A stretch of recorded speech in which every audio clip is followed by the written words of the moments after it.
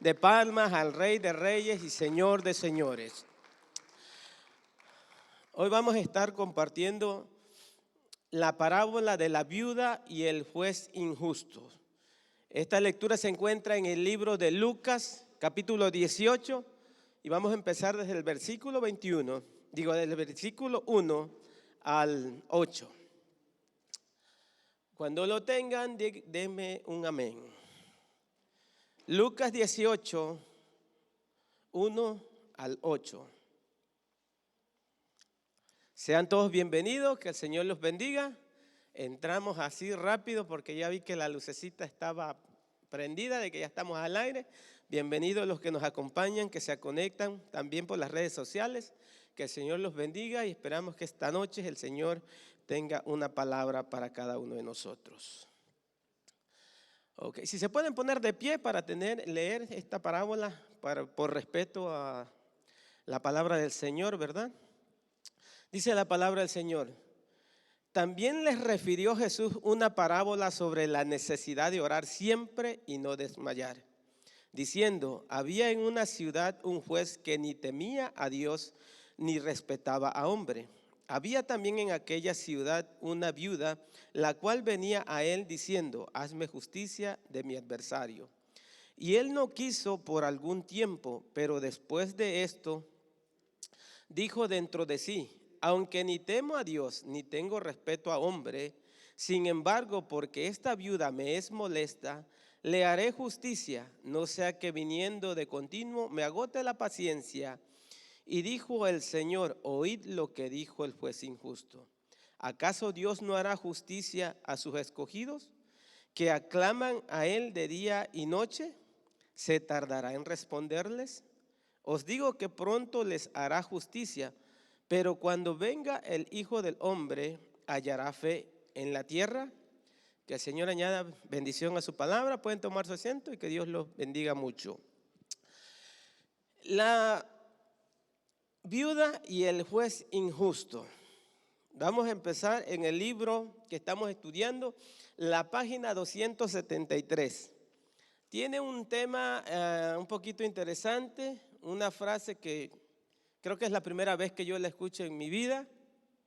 Los que tienen el libro pueden ir, es la página 273. La parábola 42. Hay que hacer huelga a la japonesa o la viuda y el juez injusto. Hay que hacer huelga a la japonesa. ¿Cuántos habían escuchado esa expresión o conocen esa expresión? ¿A qué se refiere? Yo cuando la leí dije, no sé, ha de ser algo se refiere. Y entonces averigüé. Y porque se va a usar, voy a dar la definición porque al final se va a usar en la lección. Y si no sabemos a qué se refiere, pues vamos a quedar perdidos, ¿no? ¿A qué se refiere? ¿De qué está hablando este autor, este escritor del libro? Dice la definición que hallé. La huelga a la japonesa o paro a la japonesa, escuchen bien, es una leyenda urbana extendida tanto en España como en países de América Latina. Según esta leyenda urbana, los empleados que hacen la huelga a la japonesa trabajan más de lo habitual como medida de presión. De este modo se provocaría un aumento de la producción y los precios caerían por la ley de la oferta y demanda, pues los dueños de las industrias no podrían colocar sus productos en el mercado, ya que están acostumbrados al método justo a tiempo y los costos de almacenamiento son muy altos.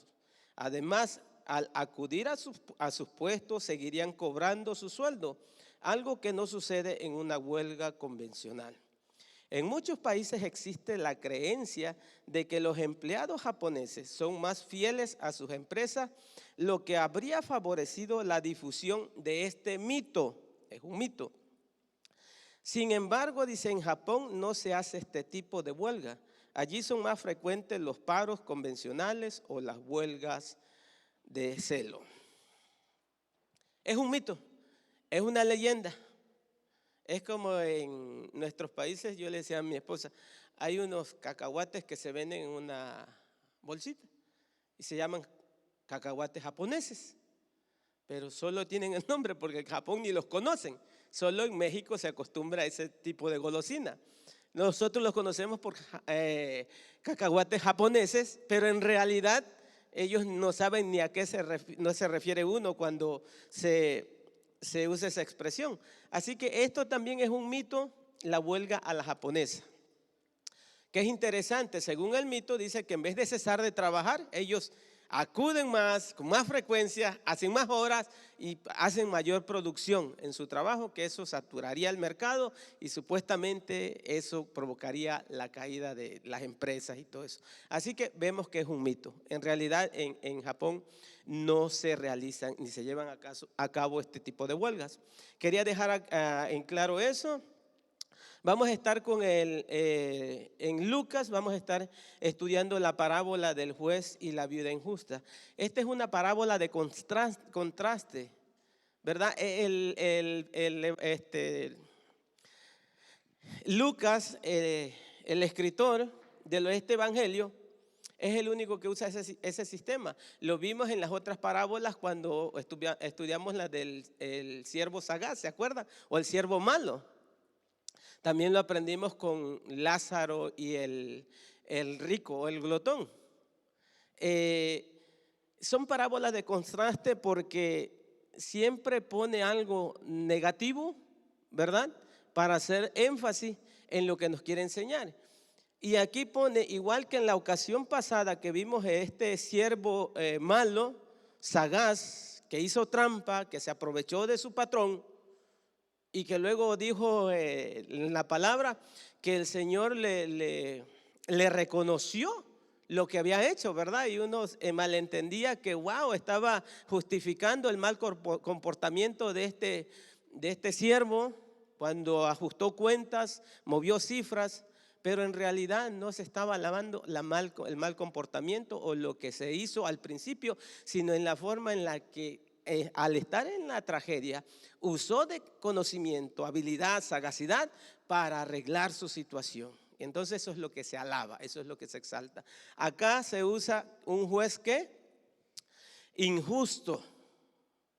¿Para qué? Para hacernos a entender o comprender que si esta clase de personas, así como nosotros, reaccionó de esta forma, imagínense lo que el Señor va a hacer con cada uno de nosotros. Y aunque entendemos o sabemos eso, muchas veces cuando estamos aquí en la oración, cuando estamos en medio de una situación difícil, en medio de algo extremo en nuestra vida y solo llega un silencio, ¿qué es lo que pasa? Nos desesperamos. Empezamos como que, no sé, a reaccionar de otra forma, sabiendo que Dios siempre escucha, ¿qué? Nuestras oraciones, siempre las escucha. Eso lo sabemos, siempre las escucha. Lo único que varía o diferencia es la respuesta que nos da. Nuestro pastor nos los ha enseñado muchas veces, ¡pum!, ahí está la respuesta. Muchas veces no dice nada y otras veces nos dice que no. Esas son las respuestas, ¿no? Y todo lo hace Él en forma para nuestro bien. Así que vamos a ver, empezamos en el versículo 1 del capítulo 18. Dice, también le refirió Jesús una parábola sobre la necesidad de orar, ¿qué? Siempre y no desmayar. Eso es, allá ahí pusieron el título de qué es lo que nos enseña esta parábola. Orar siempre y no, ¿qué? No desmayar. Así que vamos a empezar en la lectura de nuestro libro, en la página 273. Viene una historia con respecto a lo que es la situación de la mujer en varios países donde el trato hacia ellas es extremo. Y aquí menciona un ejemplo de Afganistán, que es lo que se ve o lo que se pasa, cómo se maneja estas situaciones allá. Entonces vamos a leer esta información y de ahí nos vamos a ir ubicando en la enseñanza del libro. Dice, uno de los más injustos y crueles casos de marginación femenina de la actualidad es la de las mujeres en Afganistán. bajo el predominio de los talibán. Estas pobres criaturas, por el hecho de ser mujeres en pleno siglo XXI, se les prohibía conducir, ir a clases, a estudiar, trabajar, reír, vestir con normalidad, y se los obliga a mirar a través de las redecillas de sus velos el oscuro mundo confuso, violento e irrazonable que les rodea. Las mujeres afganas constituyen uno más de estos casos patológicos de marginación e injusticia por cuestiones relacionadas con el sexo que claman al cielo. En nuestro país no tenemos talibanes lunáticos, pero sí, dice ahí españoles, pero nosotros podemos decir hispanos o latinos, que llevan un talibán encubierto que en ocasión no se puede reprimir y se destapa con una violencia brutal. Los malos tratos que salen a la luz casi cada día, las violaciones domésticas, los recientes asesinatos de mujeres por parte de los amantes o los maridos verdugos, confirman que en miles de años de historia el hombre ha progresado bien poco desde el punto de vista ético y moral. La prensa daba las escalofriantes cantidades de mujeres asesinadas durante el pasado año a manos de sus cónyuges o, como se dice ahora, de sus compañeros sentimentales. Parece pues que en vez de disminuir, cada vez son más frecuentes y sofisticadas las fórmulas que atentan contra la dignidad femenina en nuestros países. Este escritor da ese preámbulo acerca de las mujeres en la actualidad, se puede decir prácticamente en estos países que son extremos hacia el trato de las mujeres. ¿Por qué? Porque ¿de qué se habla en la parábola? Se habla de una viuda que está delante de ¿dónde? De un juez. Esto es en la actualidad en estos países. Pero acuérdense en la época en la que se escribió esta parábola, que el Señor enseñó esta parábola, ¿cuál era la situación de las mujeres en ese tiempo en la sociedad? No podemos decir que sea igual, pero era un poco parecido. Siempre el que figuraba en estos lugares importantes, ¿quiénes eran? Era el hombre. Ante un juzgado, ante esto, ante el otro, ante aquello, eran los hombres. Las mujeres se mantenían al margen. Mas, sin embargo, aquí el Señor da una enseñanza con una viuda. No se hace interesante que aparte de que es mujer y es viuda, ¿no? Y la pone en ese lugar. Y no solo la pone en ese lugar, sino la pone delante de una persona que es prepotente. Una persona que, si así era, que no le temía, no tenía respeto para con Dios ni para con los hombres, porque esa es la expresión. O sea que lo más importante, él era prepotente, imagínense, ante la persona de esta mujer. Imagínense el trato de este hombre para con esta mujer. Entonces ya si nos ubicamos, nos hacemos una imagen de la situación que tuvo que pasar esta viuda en esta parábola. Imaginarnos el cuadro completo. Ahora vamos a ver, ya vimos eso, vamos a ver un poquito más el contexto. Ya nos imaginamos, no sé, a esta mujer delante del juez, que me imagino que esta persona ni volteaba a verla, ni le ponía atención. Para él era algo insignificante. Pero vamos a hacer un cuadro más amplio de cómo era la situación en ese tiempo. Por eso vamos a estudiar el contexto del libro. En la página 274, el contexto dice: el relato de Jesús acerca de la viuda y el juez injusto no resulta hoy ni mucho menos pasado de moda. Por desgracia, en nuestro mundo millones de mujeres siguen siendo maltratadas, menospreciadas, discriminadas y olvidadas. Después de esta dramática introducción, vemos algunos detalles del contexto en que se desarrolla la presente parábola de Jesús.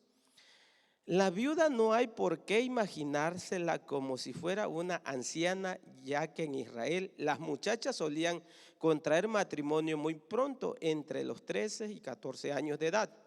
Esto significa que podía haber sido viuda muy joven. Podría haber viudas muy jóvenes. Ok, ya nos imaginamos esta mujer delante del juez, pero tampoco tenemos que ubicarnos, que no tendría que ser imaginarnos a una señora ya mayor. Podría ser una viuda muy joven, porque en ese tiempo las jovencitas se casaban a temprana edad. O sea, nos hacemos un cuadro tal vez de una persona no tan grande ni tan joven, a mediana edad, que está ahí peleando, que está ahí buscando a la ayuda. Dice, el Evangelio no especifica cuál era el motivo por el cual la viuda pedía justicia frente a su adversario, pero probablemente se trataba de una cuestión de dinero, puesto que la petición se hace ante un solo juez y no ante un tribunal. Como era costumbre, debía tratarse de una deuda o hipoteca o una herencia que no se le pagaba. Puede que fuera pobre y no dispusiera de fondos para sobornar o hacer algún regalo al juez o a los secretarios. Tal situación se habría agraviado si el adversario en el pleito hubiera sido algún hombre rico o al menos más adinerado que ella. La situación de ella en contra de su adversario, el que la estaba acusando, aparte era grande, porque si era un hombre, aparte si ese hombre era adinerado o tenía más poder que ella, pues llevaba la de perder. Simple y sencillamente por pelear en contra de ¿qué? De un hombre. Llevaba la ventaja el hombre. ¿A quién se atendía más? ¿A quién se le prestaba más atención? ¿A quién se le daba más privilegios? Al hombre. Mas sin embargo, ahí estaba esta mujer. Joacim Jeremías cita el siguiente texto que describe cómo era un juzgado musulmán en Nisibis, Mesopotamia, durante el siglo XIX. Vamos a ver un relato que nos puede ayudar a hacernos un cuadro de cómo era esta historia, esta parábola. Frente a la entrada se sentaba el cadí, que era el juez musulmán, medio hundido en cojines, alrededor de él los secretarios. En la parte anterior de la sala se agolpaba la población, cada uno pedía que su asunto pasase en primer lugar. Los más sagaces cuchicheaban con los secretarios, les daban a escondidas derechos y eran despachados rápidamente. Entre tanto, una pobre mujer a un lado interrumpía constantemente el proceso con grandes gritos pidiendo justicia. Fue reprendida y llamada al silencio duramente.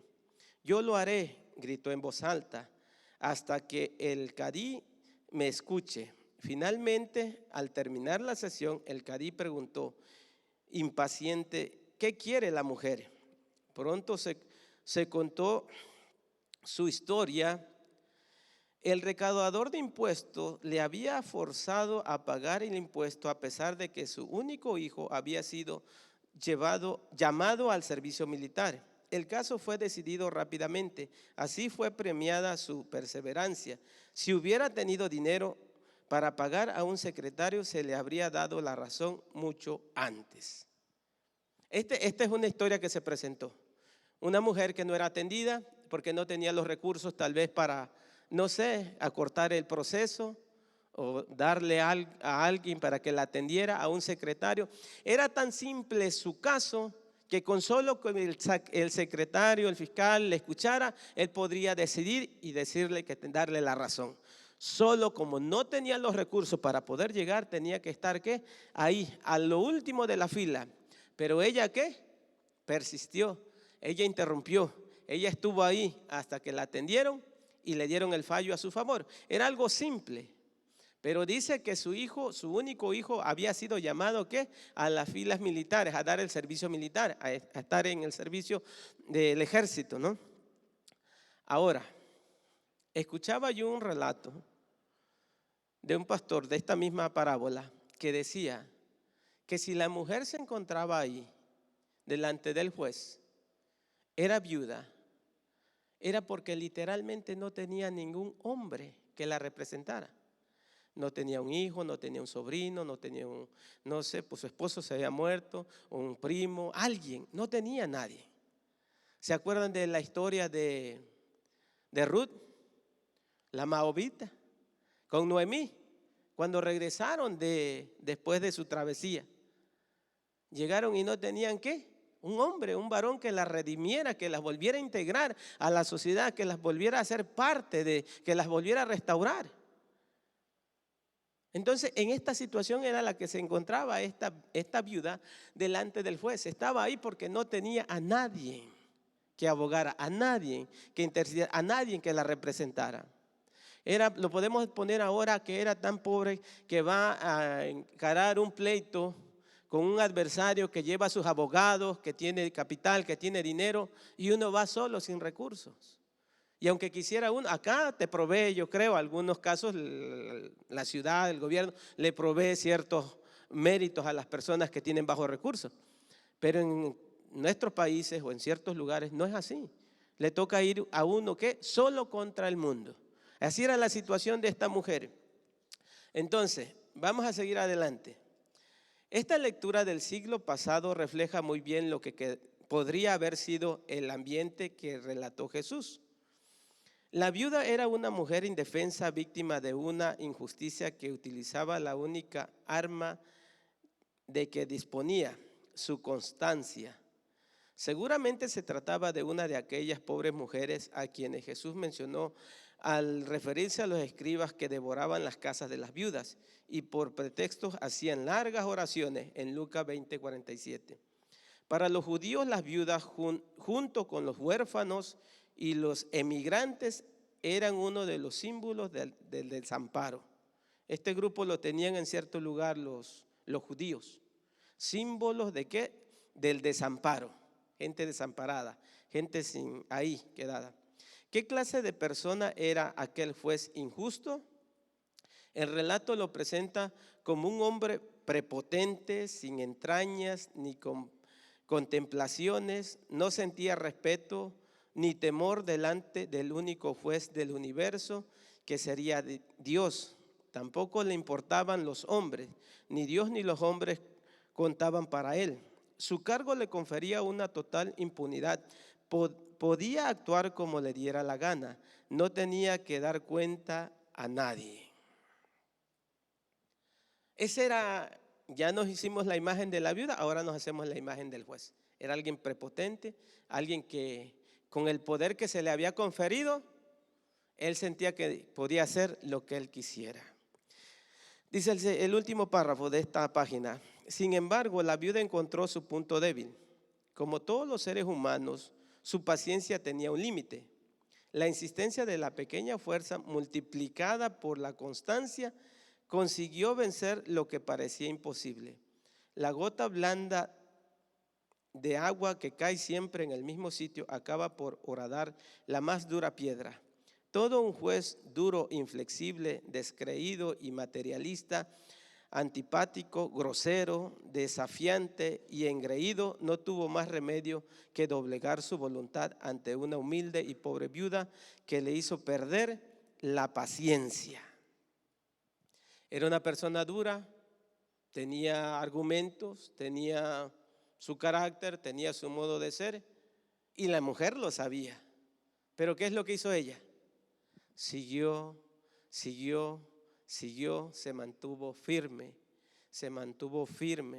no bajó la guardia, no paró, no desmayó. Tal vez se pudo haber desesperado algunas veces, pero siguió persistiendo ¿hasta qué? Hasta que doblegó, hasta que venció, hasta que le colmó la paciencia a este juez y no hizo otra cosa más que atenderla.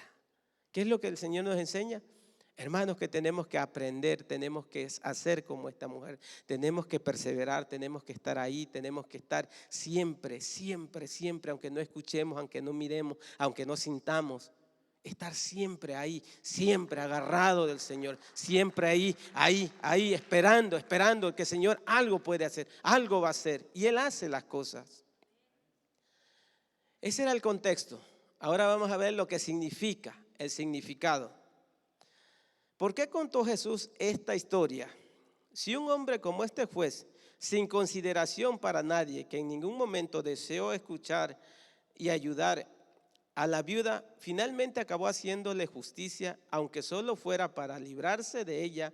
Cuanto más Dios sabrá escuchar las necesidades de aquellos que le piden con sinceridad y perseverancia. Es lo que decía ahorita. Cuanto más nuestro Señor va a estar ahí, nos va a escuchar. Jesús le había manifestado a sus discípulos que con su muerte se iniciaría un tiempo de miseria y persecución para los creyentes. Le había dicho claramente que serían expulsados, perseguidos, injuriados, maltratados física y moralmente, tentados, interrogados e incluso martirizados. El miedo y la preocupación de los discípulos aumentaron seguramente cuando el maestro les confesó que ese tiempo había comenzado ya. Por eso esta parábola es un modo de decirles: no tengáis miedo de las persecuciones, sois los elegidos de Dios, Él os oye siempre, Él hará justicia y no tardará en responderos. Lo más importante es que oréis siempre y no desmayéis. ¿Por qué le cuenta esta parábola al Señor a sus discípulos? Porque Él ya les había advertido que vendrían ¿qué? Persecuciones, vendrían tiempos difíciles, vendría situación donde los pondrían a elegir en solo decir que si eran seguidores de Él o no, y eso les costaba ¿qué? La vida. Eso les costaba el encarcelamiento, eso le costaba la vida de toda su familia. Y no solo la vida de que te van a dar un balazo, te van a sentar en una silla, te van a electrocutar o te van a poner una inyección y te vas a morir. No, los martirizaban, los echaban al coliseo contra la feria, las fieras, los quemaban vivos, los arrastraban, los ahorcaban, los crucificaban. Eso era la realidad que estaba a punto de venir. Eso era lo que estaban a punto de empezar. Y el Señor les dice: eso ya ha empezado. Esa persecución, eso que los va a afligir, eso que los va ahí a atormentar, eso está por venir. ¿Eso qué significa? Esa es la vida del cristiano, hermanos. Y más en estos tiempos, y más en estos momentos. Hermanos, pero aquí no vemos a nadie que lo quemen, que le hagan eso. No, físicamente no, pero ¿qué tal somos agredidos? ¿Qué tal somos atacados? ¿Qué tal se burlan de uno? ¿Qué tal lo marginan a uno? ¿Qué tal le cierran, le quitan toda la libertad de expresión? Todo mundo se puede expresar, pero uno no puede expresar la palabra de Dios. La palabra de Dios va en contra de lo que hace la gente, la humanidad allá afuera. Y cuando tú la lees te censuran, cuando tú la lees te quieren meter a la cárcel. Y todo el montón de tonteras que dice la gente allá, las aplaude el mundo. Esos son los tiempos en los que estamos viviendo, hermano. Por eso el Señor dice: manténgase firme, orar sin cesar, ahí mantengan, no paren, sigan agarrados de mí, que yo los estoy escuchando, que yo estoy con ustedes, que mi Espíritu Santo los va a guardar, los va a fortalecer, les va a dar la habilidad de vencer cualquier situación. Esos son extremos, pero yo sé que todos vivimos situaciones, todos estamos pasando en un proceso, todos. Una vez me acuerdo que en la iglesia que estaba pasó un jovencito a dirigir una alabanza, una adoración. Y cuando pasó se quebrantó y decía: hermanos, yo cuando estaba escogiendo esta alabanza no podía, porque con tantas luchas, con tantas pruebas, con tantas situaciones que tengo, con tanto que estoy pasando, no sabía cómo ni cómo hacerle, y se quebrantó. Y yo sentado en una silla, el jovencito tendría como unos 16, 17 años. Yo digo: ¿qué problema podrá tener este jovencito que dice que se le caía el mundo y y lloraba y que se le acababa el mundo? No, problemas los de uno ya como adulto, que tiene que enfrentar esto, que tiene que enfrentar. No, hermanos, aún así los niños, aún así los jóvenes, cada quien tiene su problema, cada quien tiene su necesidad, y cada quien para uno es tan grande como cuando a uno se le cae el mundo. Todos somos iguales y en diferentes etapas todos lo vemos igual, pero ¿sabes qué? Jesús es más grande que todos esos problemas en la etapa en la que te encuentres, joven, adulto, niño, pequeño, grande, anciano, donde quiera. Él es más grande que los problemas que se te presenten. Esa es la ventaja. O sea, no hay que minimizar. No, es un niño, él no tiene ningún problema. Claro que tiene problema. Tú no sabes si en la escuela lo están bulleando, lo están abusando, o alguien lo anda toqueteando o algo, y eso lo trae en su mente. No debemos de minimizar o despreciar. Y era lo que yo estaba haciendo sentado. Yo decía: ese jovencito, ¿qué va a tener problemas si no conoce de la vida? Claro que tiene su vida, claro que tiene sus problemas, claro que tiene sus dificultades. Todos tenemos, pero todos tenemos que a nuestro Jesús, a nuestro Salvador, que Él es más grande que cualquier situación. Tenemos que perseverar, tenemos que mantenernos, tenemos que agarrarnos de Él. Ahora dice Él, orar sin cesar. ¿Cuántos entienden esa expresión? Orar sin cesar. Orar sin cesar. Ay, hermano, pero si nosotros tenemos que comer, tenemos que trabajar, tenemos que esto, sí, tenemos que hacer todo un montón de cosas, pero también tenemos que orar sin cesar.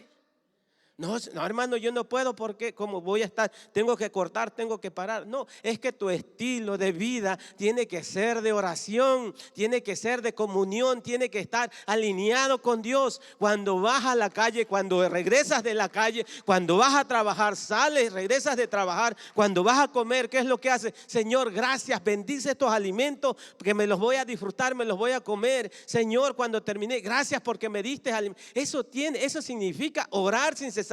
En todo momento, en todo lugar. Sí, que nos digan fanáticos, que nos digan locos, que nos digan lo que sea, pero nosotros sabemos qué es lo que estamos haciendo. Estamos en comunión ¿con quién? Con nuestro Señor, con nuestro Padre, y le platicamos y le hablamos y le contamos. Eso es lo que significa orar sin cesar.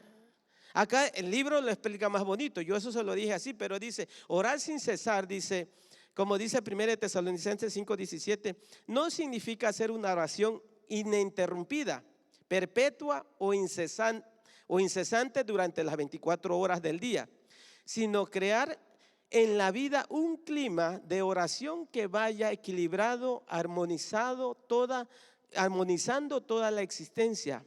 Aunque parezca que la oración no es escuchada, el creyente debe continuar sin perder el ánimo. La oración tiene que ser perseverante y humilde. No es que tengamos miedo, ay, que se rompió, que ya no oré, que ya no pensé. No, que tu vida vaya acorde, que tu vida, que tu mente, pensamientos estén conectados con el Señor. ¿A qué nos ayuda eso? A filtrar todo lo que se nos presenta en todo momento. Vienes y tienes una situación que manejando, alguien se te atraviesa, alguien te echa el carro encima, alguien te hace cualquier cosa. Si tu mente va distraída y tu mente va en todos lados, ¿cuál es la reacción que tienes? La carne sale, el humano sale, pero sale enojado. Oh, pero si tú vas conectado con el Señor, ¿sabes qué es lo único que puede salir? Señor, ten misericordia. Y lo más que puedes decir, de ese loco. Pero pides por él. ¿Por qué? Porque es lo que Dios quiere, es lo que la conexión filtras. Antes de recibir esa emoción, ese impulso, tú vas conectado con Dios y tú reaccionas de una forma más pasiva o correcta. Te pasan situaciones en el supermercado. A nosotros con mi esposa nos ha pasado muchas veces. Nos dan el cambio de más. Y gracias que nos dan el cambio de más. Y a mi esposa, su corazón bondadoso, justo y íntegro, va con la mesera y le dice, mira, ¿sabes qué? Me cobraste de más. Y se le quedan viendo, tú estás loca, te di de más y regresaste, ¿qué te pasa? No, es que eso es lo correcto. Y digo que gracias a Dios que nos dan de más y no nos dan de menos, porque si nos dieran de menos, sabe cómo reaccionaríamos, porque es más crítica la cosa. ¿Cómo que me estás cobrando de más? No, igual, si te cobran de más, vas y le explicas. Y es más razonable la reacción de las personas que te tratan. Pero es bien rara la reacción cuando tú eres honesto, íntegro y vas y devuelves lo que te dieron de más. Diste uno de a 20 y te dieron un cambio de uno de a 100. Y vas y regresas el poco de dinero. Y se te queda la gente viendo así como que, ¿y este qué? ¿Es tonto? No, no es tonto. Muchas veces eso es lo que el Señor te pone, esos pequeños. ¿Cómo vas a reaccionar? ¿Qué vas a hacer? ¿Vas a echártelo a la bolsa y te vas a ir? Al rato le van a cobrar ese dinero al que se equivocó. Y él es el que va a tener el problema. Entonces muchas veces eso, estar en comunión con Dios te ayuda a reaccionar en la forma correcta o íntegra que nos manda. Abrirle la puerta a alguien, hablarle con amabilidad a las personas, decirle un buenos días, un buenas tardes, un Dios te bendiga. Eso no se ve en la calle, ¿o sí? ¿Ustedes lo han recibido de alguien? No se ve. Al menos yo no he recibido nada. Pero no porque no lo reciba, yo no lo hago. Que Dios te bendiga. Ahí en mi inglés mocho, les digo a la gente, les abro la puerta, adelante. Son conductas de integridad, conductas que vale la pena practicar en este mundo, dar el ejemplo. Pero eso solo pasa cuando estás ¿qué? En comunión con el Señor. Dice, vamos a seguir, dice, cuando en el seno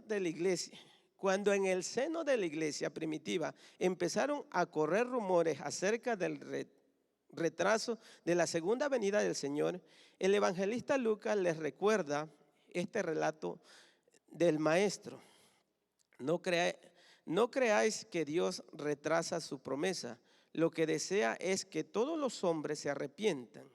El Señor no retarda su promesa, según algunos la tienen por tardanza, sino que es paciente para con nosotros, no queriendo que ninguno perezca, sino que todos procedan al arrepentimiento. Segunda de Pedro 3:9. Dios quiere que los cristianos perseveren en oración sin desánimos ni desfallecimiento, sobre todo en los tiempos difíciles de la persecución. Mediante esta parábola Jesús viene a decirle, no os paséis la vida dudando acerca de que si Dios oye las oraciones. Él las oye, de eso puedes estar seguro. Lo que os debe preocupar es otra cosa.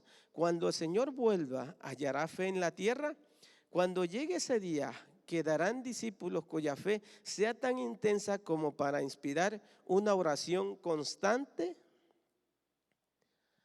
Y aquí vamos a entrar en el área en la que se refiere de que perseveremos ¿qué? En oración, de que nos mantengamos firmes. Y ya quitamos el punto de que va a pasar mi tribulación y en mi tribulación me tengo que mantener firme, me tengo que mantener constante, me tengo que mantener ahí, que ya va a pasar. No, ahora viene, nos hace entender que se refiere al periodo, a la segunda venida ¿de quién?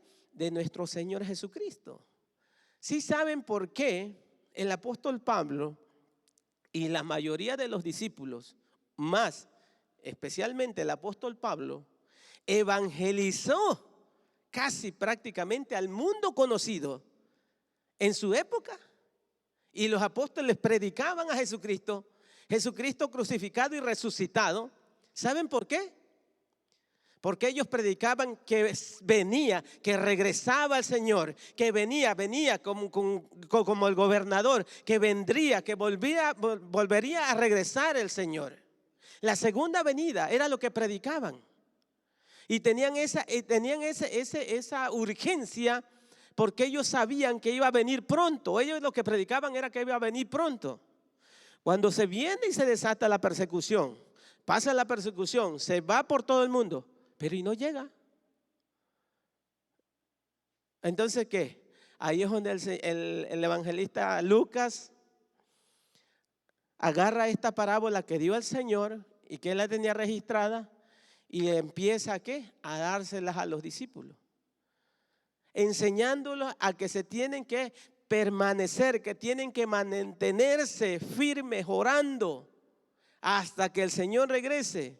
Pasaron esos 50, 100 años hasta que desaparecieron todos y no regresó. 100 años, 200, 300, 400, 1000, 2000 años y no ha regresado. Y todavía esa parábola nos insta, nos anima a que permanezcamos firmes ¿qué? Con una oración constante, porque Él vuelve, Él regresa, Él viene. Entonces eso es lo que les está enseñando, que debemos de estar ¿qué? Ahí firme, permanecer. Ay, hermano, pero van a pasar otros 1000 años y creo que no va a regresar. ¿Y eso qué? Yo solo voy a demorar como otros, si acaso otros 40, 30 años más. ¿Para qué me preocupo si de 1000 o más 1000? Y eso sí, el Señor extiende un poquito largo mi existencia. Pero hasta que yo esté acá, el Señor me dice que me mantenga ¿qué? Firme en oración, constante en oración, creyendo, pidiendo por las almas para que se arrepientan, para que conozcan y vengan a Cristo, para que se salven de las garras del infierno. Si son 10, si son 20, si son 40 años que el Señor me regala, que esté yo firme pidiendo. ¿Por qué? Por ellos. No se ha retardado, no se ha retrasado, como algunos lo tienen, lo dice ahí, sino para que todos vengan al arrepentimiento, para que conozcan la salvación que es Jesucristo. Así que manténgase firme, manténgase en oración, manténgase creyendo, manténgase predicando, manténgase hablando que el Señor viene. Y si no viene, nosotros nos vamos, pero de que nos vamos, nos vamos. Y si hay alguien que dice que no, no creo que acá se quede para siempre. Todavía no ha habido uno. Ok, estamos en la aplicación. Vamos a la aplicación. Ya vimos lo que significa. Significa que nos habla de que debemos de estar firmes, lo que acabamos de leer ahorita, hasta la segunda venida. Mantener ahí el regreso de nuestro Señor Jesucristo. También que tenemos que estar firmes en oración. Que si aún viene la persecución, que nos anima a que sigamos, que creyamos que Él está con nosotros y escucha nuestras oraciones. Ahora vamos a ver la aplicación, que la lectura es un poquito lo más amplio que viene en el libro, pero ahí vamos a ir poco a poco para ir entendiendo o ir aplicándola a nuestras vidas. Dice, los jueces injustos no han desaparecido, ni mucho menos de la faz de la tierra. Si se hiciera un recuento adecuado, se comprobaría que en vez de disminuir, su número parece haberse multiplicado alarmantemente. Esa es la realidad, hermano. Quisiéramos decir que la injusticia o esta clase de personas se extinguieron, no hay, no, pero pareciera que se han multiplicado. A lo bueno le llaman malo, con el criterio que ahora juzgan. Está súper apartado de los principios de Dios. Usan principios de humanos, de hombres, creencias. Y estamos en esos tiempos donde a lo bueno se le llama malo y a lo malo se le llama bueno.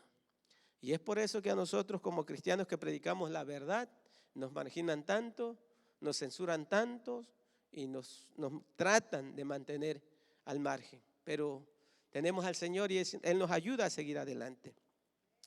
Dice, si siguen siendo magistrados inicuos que tampoco temen a Dios, corruptos, encubridores de los malhechores, que someten la justicia a sus intereses políticos o económicos. Por fortuna también hay jueces de los otros, de los que velan para aplicar la ley de forma parcial. En realidad las cosas no han cambiado tanto, ya que tan difícil puede resultar hoy a cualquiera encontrar verdadera justicia como antaño lo fuera para aquella pobre viuda. O sea que no ha cambiado. Muchas veces gritamos o buscamos justicia y es difícil de encontrar. Es difícil de que se nos haga justicia. Es difícil que se nos reconozca. Y muchas cosas se hacen injustamente en el mundo, pero les voy a decir algo. Aunque el mundo te dé injustamente o te juzgue injustamente, a Dios no se le escapa nada. Él es justo. Y si tú lo haces injustamente, te condenan o te juzgan por ser íntegro, predicar la palabra, ser un ejemplo de Cristo, dice que lo disfrutes. Así como Pedro cuando lo azotaron, así como que salieron de la cárcel contentos, se sentían, o como el apóstol Pablo, se sentían alegres porque habían padecido lo mismo que el Señor Jesucristo había pasado. Se sintieron orgullosos. De igual manera, hermano, cuando a nosotros nos condenan, nos juzgan injustamente, tenemos que darle gloria al Señor porque a Él no se le escapa nada, la justicia es de Él. Y Él nos recompensa, Él nos levanta, Él nos cuida, nos guarda, nos pone en lugares donde debemos o tenemos que estar. Así que no ha cambiado nada el tiempo. Así como esta mujer sufrió y batalló para encontrar justicia, así nos pasa muchas veces en la actualidad. Dice, en el mundo del derecho sigue siendo imprescindible la paciencia y la perseverancia. Esta parábola de Jesús pretende enseñar que también la constancia resulta necesaria en la vida espiritual de intercesión y plegaria.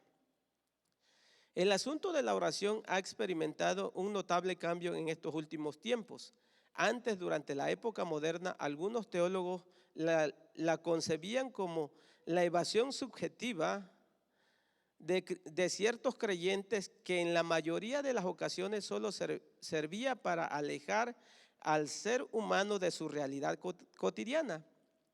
Se veía a la persona orante casi como un ser ingenuo que apelaba siempre a un Dios manojo de llaves, que podía abrir todas las puertas y dar respuestas a todas las cuestiones, o a un Dios pañuelo dispuesto siempre a consolar cualquier sufrimiento, o al Dios tapa agujeros, que se tenía a mano para dar razón de aquello que la ciencia humana no estaba todavía en condiciones de poder explicar.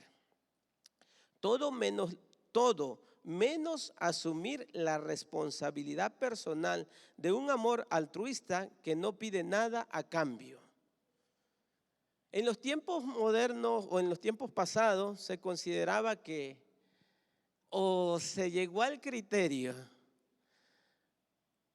de que orar lo podías atribuir o conocer o identificar como irle a pedir algo a Dios. Ay, estoy pasando por esto, hay que orar. Ay, voy a orar porque me está yendo mal. Ay, voy a orar porque necesito aquello. Está atribulado, ay, ora para que el Señor te consuele, te levante. Y muchas veces lo hacemos de esa forma.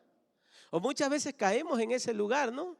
Que creemos que es un puño de llaves, el Señor tiene un puñado de llaves para abrirnos las puertas que necesitamos, o un poco de pañuelos para consolar y secar todos los momentos tristes de nuestra vida, o algo que nos sirve para con eso explicar todo o buscar una solución a todo. Pero menos se concibía la idea de que lo busquemos. ¿Por qué? Por amor, sin interés. Sin tener un motivo aparte del solo amor, y venir a su presencia en agradecimiento, postrarse delante de Él y decirle: Señor, te amo por todo lo que has hecho en mi vida. Señor, te adoro porque eres grande, porque me levantaste, me cuidaste, me sustentas, me ayudas. Todo menos eso. Y muchas veces nos pasa. Ahí estamos y estamos, dame, necesito, ayúdame. Y eso es bueno, cuando tienes necesidad se lo tienes que poner delante del Señor, pero que no sea el patrón de tu forma de venir a la presencia del Señor. Sabes que ese pensamiento es el que le puso o quiso el enemigo demostrar cuando le pidió a Dios que lo dejara tentar a Job. El Señor Jesús le dijo: ¿has considerado, has visto a mi siervo Job? Íntegro como él, no hay nadie en todo el mundo. ¿Qué fue lo que le dijo Satanás? Sí, cómo no. Mira cuántos camellos, mira cuántas ovejas, mira cuántos hijos, mira cuánto terreno, mira qué casa, mira cuánto dinero. ¿Quién no te va a adorar y quién no te va a respetar y quién no va a ser íntegro por todo lo que le has dado? Quítaselo y verás a ver si no te maldice. ¿Y qué pasó? Se lo quitó y Job permaneció firme. Pero regresó otra vez el diablo. Sí, vida por vida, porque como él tiene su vida, aunque esté arruinado, lo sigues manteniendo y lo cuidas, que no le pase nada. Le dio permiso para que lo tocara y dice que lo tocó con una sarna que le puso desde acá hasta las plantas de sus pies. Porque le dijo: no, pues lo que le quiso decir el diablo a Dios, los humanos o Job o quien sea, los cristianos, aleluya, Solo te adoran porque les das todo, porque le complaces, porque les contestas sus oraciones, porque les suples sus necesidades. Quítale todo eso y vas a ver cómo no reniegan en contra de tu nombre. Eso fue lo que le dijo Satanás a Dios. Y Dios le dijo, ve y pruébalo, ve y quítale, pero no lo mates. Le demostró que había un interés genuino en Dios, en Job, para con Dios, que era de corazón que le amaba, que era de corazón que le adoraba, que lo honraba, con o sin nada, arruinado, postrado en el polvo. Ahí él estaba adorando al Señor. Es lo que le demostró Dios al diablo, y es lo que le demuestra cada vez que nosotros como iglesia pasamos tribulación, pasamos dificultades, pasamos hambre, pasamos sed, pasamos lo que pasemos. Dice el Señor, ahí están esos corazones genuinos que me adoran por lo que son y no por lo que les doy, por lo que yo soy para ellos, que soy su Padre eterno. Eso es lo que el Señor le demuestra a Satanás. Eso es, hermano, cada vez que estés pasando por tribulaciones, le estamos manifestando nuestro amor genuino a Dios. En las buenas, en las malas, en las difíciles, acá estamos. Es lo mismo que le hizo el diablo. Le dijo a Jesús, cuando le dijo, voy a tentar a Pedro, que el Señor le dijo que le iba a tentar. El Señor Jesús permitió que lo sacudiera, que lo zarandeara. Dice, pero cuando tu fe vuelva, ayuda a tus hermanos, consuélalos, anímanos, levántalos. Porque el Señor Jesús sabía que el corazón de Pedro era genuino, reaccionaba, hacía muchas cosas, hacía esto, hacía emocionalismo y todo aquello. Pero su corazón estaba agarrado de Dios, estaba agarrado del Maestro, estaba entregado completamente a Él. Y por eso lo sacudió, lo zarandeó, negó, lloró amargamente. Yo creo que se revolcó y todo, pero ahí estuvo junto del Maestro. No se apartó ni se fue para allá. Ahí se mantuvo. Cuando el Señor lo levantó y lo restauró, ahí estaba Pedro. En medio de todo eso salió otra vez Pedro y fue ¿qué? Restaurado. Oh, hermano, eso es lo que el Señor hace cuando te pone en esas situaciones, cuando deja que te zarandee. Eso es lo que el Señor hace.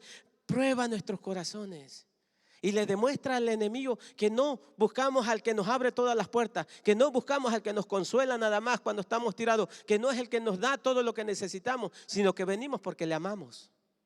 Estamos aquí porque le amamos. La semana pasada fue que salió eso de lo de las leyes y todo aquello y dijo mi esposa, hubo poca asistencia. Muchos tal vez se asustaron, muchos no, estuvimos acá. Porque es lo que pasa cuando hay rumores y pasan estas cosas. El enemigo trata de poner ese temor. Oh, pero los que están acá son los que no importa, con temor, con lo que sea. Como ven, acá están en la casa del Señor. Acá están buscando, demostrándole a Dios su amor genuino. Yo eso lo veo en las personas que están ahí, sin esos recursos que necesitamos para andar libremente. Y lo veo también con las personas que carecen de su salud. O cuando yo veo a alguien que viene ahí con una dolencia en la pierna, o vienen encorvados, o vienen acá, pero yo los veo acá.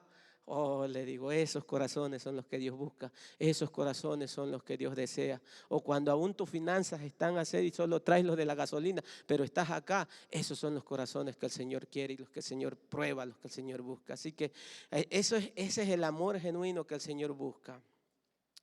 Dice, vamos a seguir. Se interpretaba así la oración desde esta perspectiva, como un medio interesado de relación con Dios, opuesto a la gratitud del amor evangélico. Por eso la fe moderna era poco orante, porque no deseaba convertir la divinidad en marioneta manejada por los hilos del antojo humano o de la inmadurez espiritual. De ahí que en aquella época se hiciera especial énfasis en afirmar que toda la vida del creyente debe ser oración, que no es menester concertar horas concretas ni pedirle a veces al Señor, porque toda la existencia del cristianismo debiera ser como una oración. Es lo que acabo de decir. Por eso el Señor nos pedía que la vida tendría que ser ¿qué? Como una oración, nuestra vida, tener esa comunión. Ahora dice que no se concentren solo tiempos de una hora de oración, como hicimos al principio, o los domingos en nuestra casa, que no debería de ser así en una vida general, pero que esos momentos son de gran bendición, que es lo que vamos a ver ahorita. No es que esté mal, no es que sea incorrecto, sino que nuestra vida sea una vida de oración y que tengamos esos momentos de intimidad, esos momentos concretos, esos momentos en comunión con la congregación, donde todos nos pongamos juntos en armonía y busquemos el rostro del Señor, le alabemos, le exaltemos, agradezcamos al Señor o nos unamos en oración para pedir por nuestro hermano que tiene necesidad. Eso le encanta al Señor, pero Él también quiere que permanezcamos unidos, conectados con Él. Nosotros individualmente, cada uno en su casa. Yo el ejemplo que tengo es con mi esposa. Nosotros andamos todo el día en el trabajo, trabajamos juntos. En la mañana nos vamos y todo. Y luego tenemos nuestros tiempos aparte solo y la gente dice, oye, pero no se aburren. Es que no es lo mismo andar todo el rato juntos a sacar nuestros momentos a solas, nosotros de personas, como seres humanos, como pareja. Es muy diferente, pero es lo que Dios quiere. Dios quiere que andes con Él todo el tiempo, pero que también saques esos tiempos de intimidad, esos tiempos de a solas, esos tiempos donde abras tu corazón con Él. Esos tiempos donde, no sé, ahí descargues todo lo que traes, todas tus cargas. Ok, seguimos en...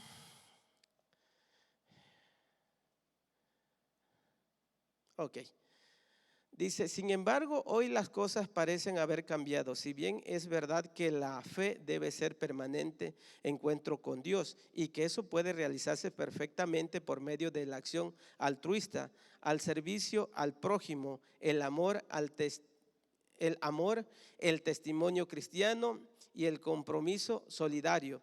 Todo esto no puede ni debe confundirse con los momentos concretos de oración comunitaria o privada.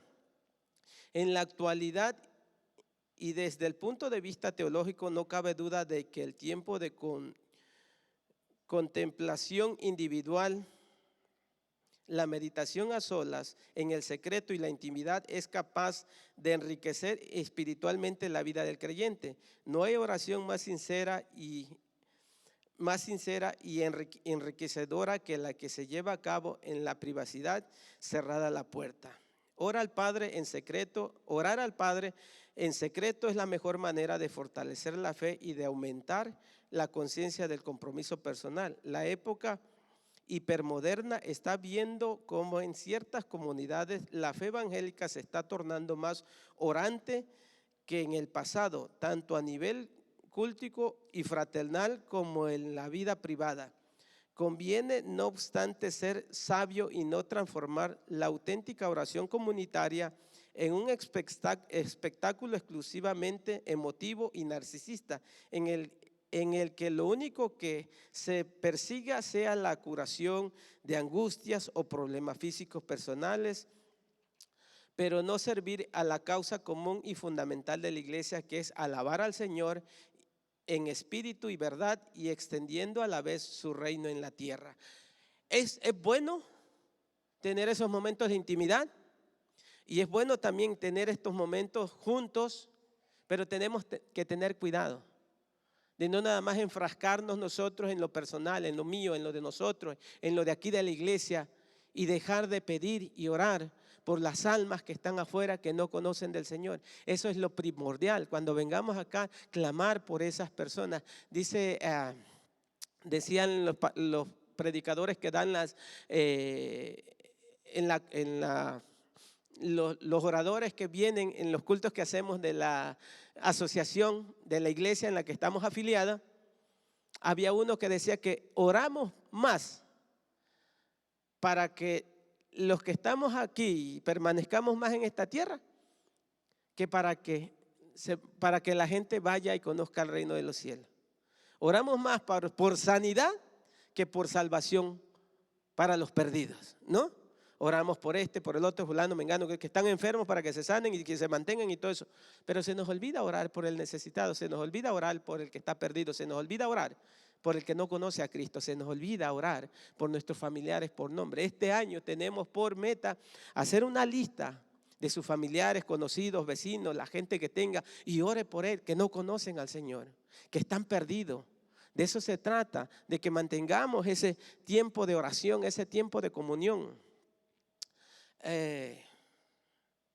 con el Señor, para ampliar el reino en la tierra. Dice, es verdad que el evangelio tiene poder para suplir todas las necesidades humanas, tanto espirituales como materiales. Es cierto que muchas criaturas en la actualidad padecen sentimientos de ansiedad, inseguridad, soledad, vacío vital, debido a probablemente a numerosas causas, pero sobre todo al hecho de que sus principales puntos de anclaje existenciales sean deshechos por la culpa de la actual desintegración cultural. Algunas de estas personas acuden a las iglesias evangélicas buscando una buena, un buen abrazo y un calor humano que se les proporcione, criterios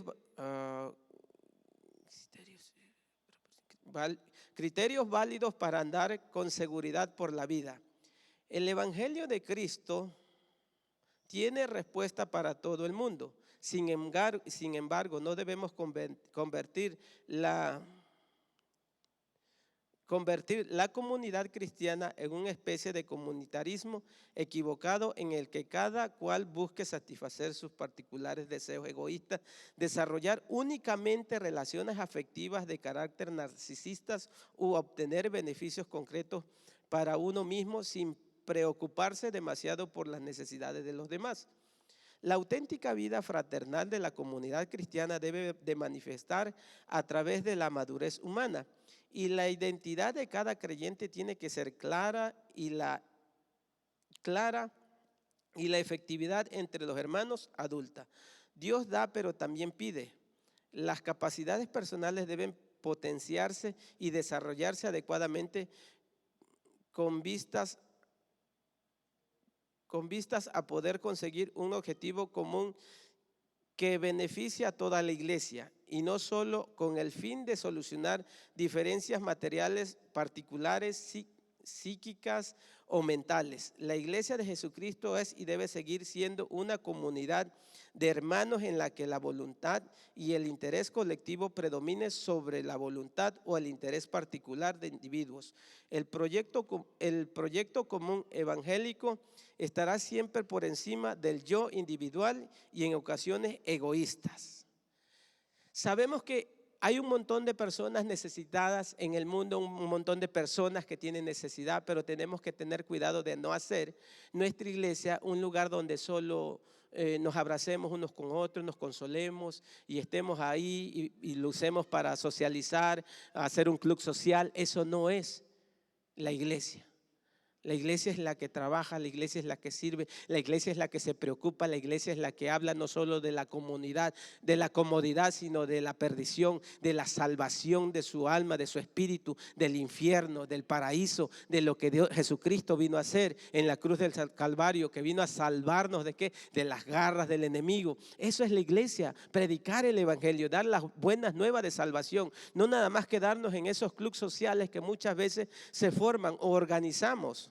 Tenemos que dar el paso siguiente, pensar en los demás hermanos, no ser egoísta, no nada más en que yo estoy enfermo, solo que me sanen, me curen y eso me preocupa. No, preocuparnos por los demás.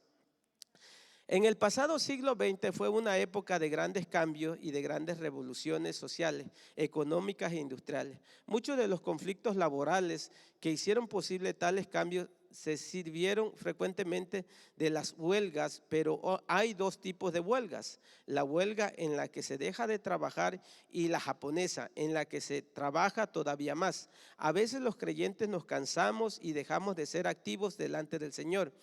De nuestra boca o de nuestras mentes salen expresiones como: es que no me escuchan, nadie me hace caso, mi problema no se soluciona, Dios no se acuerda de mí, estoy aburrido, y dejamos de orar y de confiar en el Señor. Hacemos huelga a la europea, Sin embargo, la viuda hizo huelga a la japonesa. Supo echar mano de la constancia, de la perseverancia y la intercesión. Y cada día estaba allí machacando, pidiendo y rogando hasta que consiguió lo que necesitaba.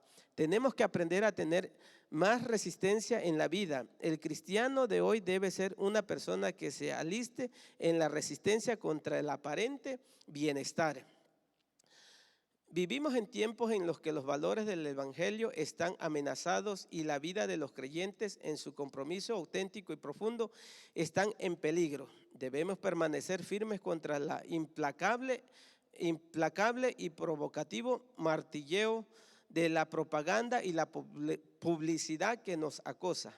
Hay que resistir contra todo lo que no se funde en la justicia, contra lo que quite espacio a la libertad, contra aquello que ofenda la dignidad del hombre y de la mujer, contra toda forma de servidumbre y de envilecimiento y deshumanización.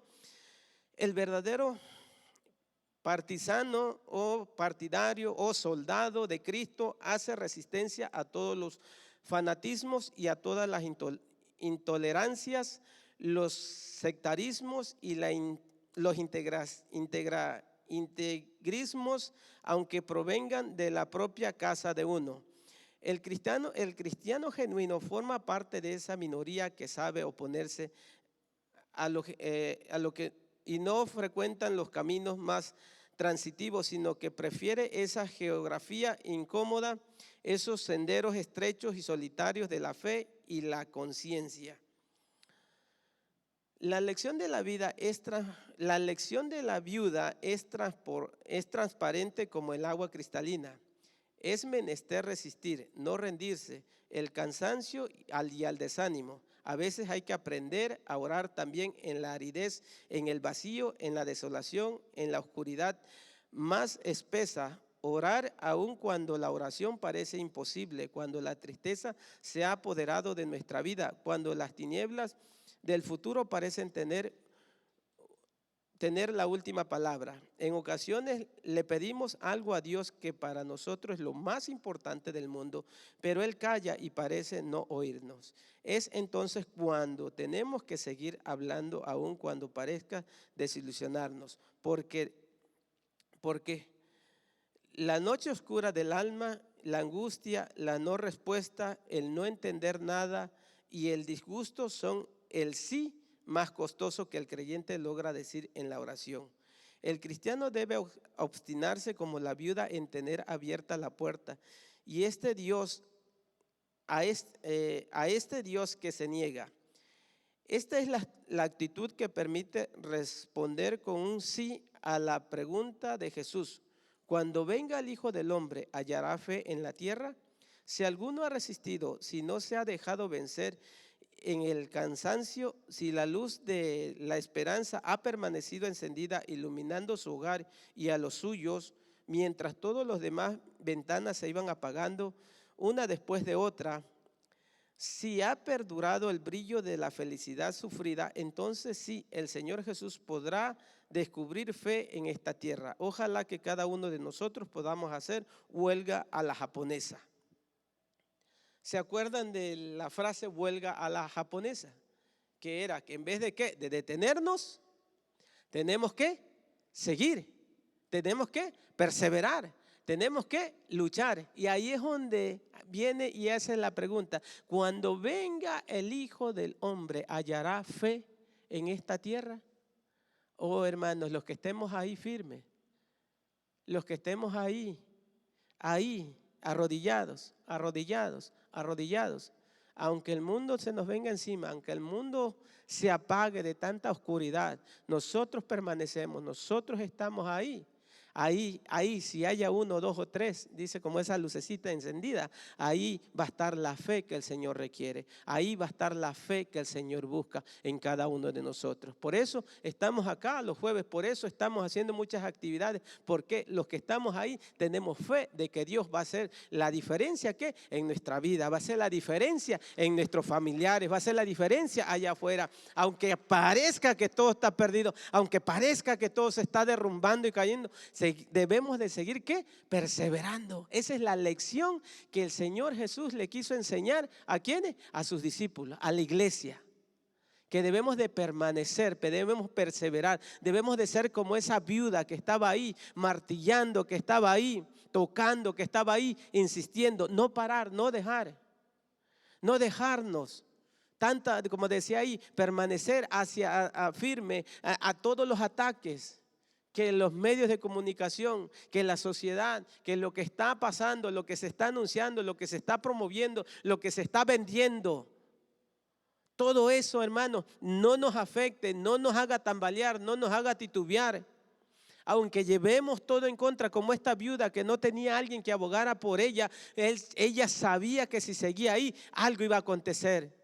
Y si este fue siendo injusto, dijo el Señor, le atendió, cuanto más nuestro Padre que nos ama, que nos quiere, que nos salvó, que nos rescató, que nos limpió, que nos puso en un lugar aparte, ¿no nos va a atender? ¿No nos va a consolar? ¿No nos va a levantar? ¿No nos va a sanar? ¿No nos va a guardar? ¿No nos va a cuidar? Claro que sí. Si Él hizo lo más pesado, hizo lo más difícil de sacarnos, de limpiarnos, de apartarnos, no nos va a dejar a la deriva. Él nos va a agarrar, nos va a abrazar, nos va a consolar y nos va a fortalecer para seguir adelante. Su Espíritu Santo nos va a ayudar a que mantengamos ¿qué? Firme el paso. ¿A dónde? Hacia adelante. Siguiendo en contra de la corriente, siguiendo en contra de este mundo que trata de detenernos, que trata de pararnos, que trata de callarnos. No va a poder. ¿Por qué? Porque el Espíritu Santo está con nosotros. Así como esa viuda tenía la convicción que si ella persistía, algo va a acontecer. Así tenemos que tener la seguridad cada uno de nosotros, hermano. Cada uno de nosotros. No debemos de parar, no debemos de estarnos quietos, dejar afuera toda esa duda, dejar afuera todo eso que nos atormenta, todo eso que se nos viene a la mente muchas veces. Y ser unos verdaderos soldados ¿de quién? De Cristo. Unos verdaderos servidores de Cristo, unos verdaderos fieles, hijos fieles de Jesucristo, del Señor, que Él nos salvó, Él nos rescató, Él nos restauró. Vamos el resumen habla prácticamente de lo que acabamos de leer. Le vamos a parar aquí y vamos a dar un tiempo por si tienen preguntas y respuestas. Aquí está nuestro pastor que nos va a apoyar. Si tienen alguna duda o tienen algo al respecto a la parábola o un aporte, que el Señor los bendiga y damos lugar al pastor. Que Dios los bendiga. Gracias, pastor. Que Dios les bendiga. ¿Cómo están?